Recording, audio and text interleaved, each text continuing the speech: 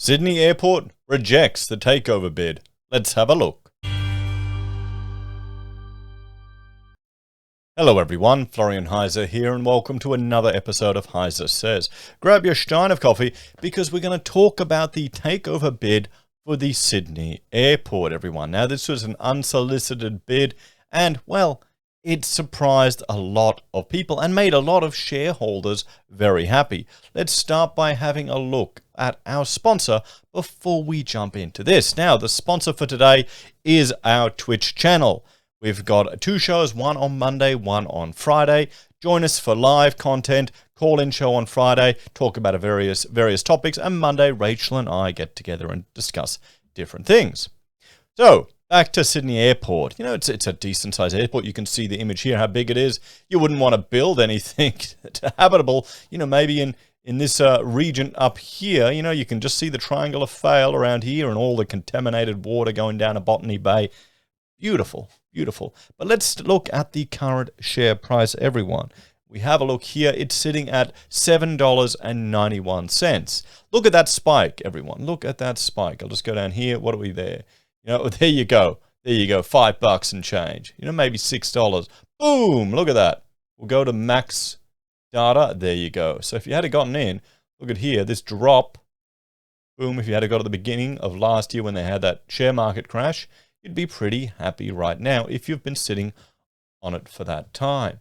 So, I mean, there you go. There's some of the key stats. What do we have? We've got $7.80.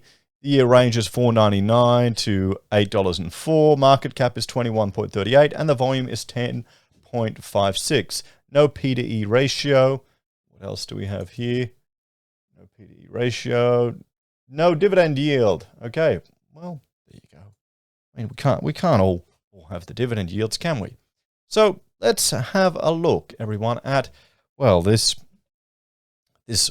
end or rejection of the takeover bid. From this article from ABC. Sydney Airport rebuffs a $22 billion takeover offer. ASX in the red despite the lowest job rate in decades. Oh, well, don't we have the stock exchanges on the world? Now they go up on negative news. Not good news, negative news, because they want the government to pump stimulus in it to keep it all going, but that's a different topic. So Sydney Airport has rejected a more than $22 billion takeover bid from a consortium of infrastructure funds, as worries about the economic impact of Sydney's lockdown have weighed on the Australian share market.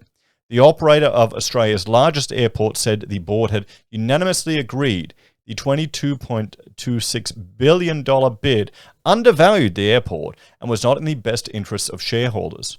The takeover offer from the Sydney Aviation Alliance, a consortium involving IFM investors, Q Super, and global infrastructure partners, offered $8.25 a share. But the board said the buyout plan was opportunistic because the value of the company had been hit by the coronavirus pandemic, which had disrupted global aviation and impacted the share price of travel stocks. Sydney Airport is a well-managed and capitalized asset with a long-term concession lease, it said. The indicative price is below where Sydney Airport's security price traded before the pandemic. The board said it recognized Sydney Airport's share price was likely to trade below the takeover offer in the short term. Sydney Airport's share price reached nearly $9 a share in late 2019, but it plunged to below $5 last year because of the pandemic and shutdown of air travel.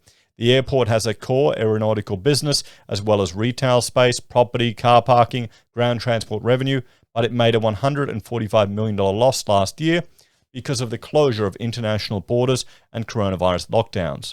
The board took an optimistic view of the future and said the company had rapidly adapted to the COVID-19 environment by cutting costs and raising money through a share sale. Sydney Airport is strongly positioned to deliver growth as vaccination rates increase, the board said.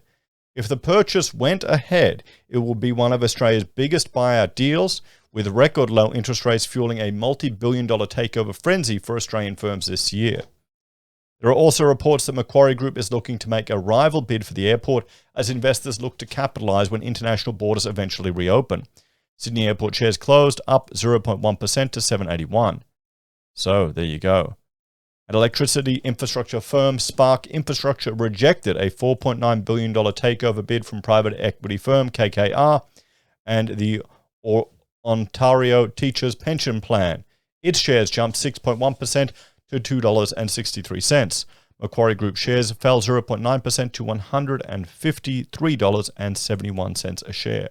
So the ASX ends the day lower. The ASX share market closed down despite the unemployment rate dropping to a 10-year low of 4.9%.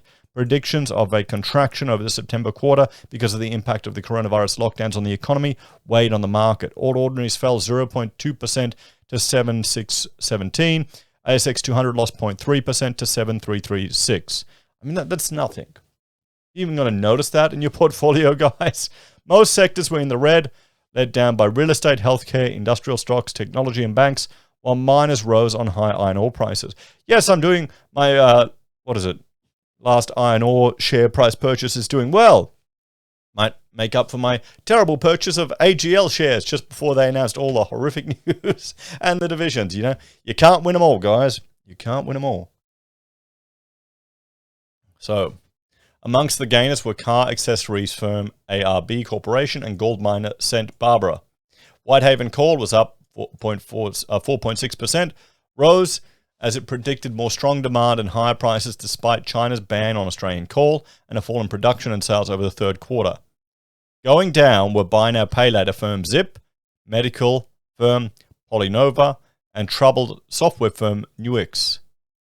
Buy now pay later firm Sezzle rose 5.2% after it announced US-based credit card provider Discover Financial Services would invest $40 million in the firm. Woodside Petroleum fell 1% even though quarterly sales revenue rose as global demand for oil surged because of the global economic recovery. Brent crude fell 1% to $73.92 a barrel as investors braced for more supply with OPEC close to a deal on output. Spot gold was up 0.3 to $1,833 an ounce at 5 p.m. So China's economic pullback but still going strong. The dollar fell to 74.57 after new figures showed China's economy expanded slower than expected in the June quarter. The Federal Reserve keeps money flowing. U.S. stocks ended mainly higher as the U.S. Central Bank Chairman said Federal Reserve is still way off from weaning back its massive stimulus program despite a surge in inflation last month. There you go. So a new record for the S&P 500. The S&P and Dow Jones index ended high with reassuring comments from the Federal Reserve. That's it. They're addicted to the stimulus, guys. They just want the stimulus money. There you go. PayPal, which yesterday launched a buy now, pay later product in Australia, saw its shares fall more than 0.1 to $300. Now, this is going to be interesting to see PayPal entering the buy now, pay later market and what impact that's going to have on, our buy now, pay later superstar Afterpay, which is, one of the proud moments of the Australian economy. So what is, the solutions or the takeaway here? Well, for investing, you've got to diversify your holdings, everyone. I mean, these falls aren't that significant if they're stressing you out or if you've been too heavily reliant on one sector. You've got to have a diversity of investments. And it looks like there's some opportunistic attempts to purchase some companies. Perhaps it's something to keep an eye on and to think about that with your investing.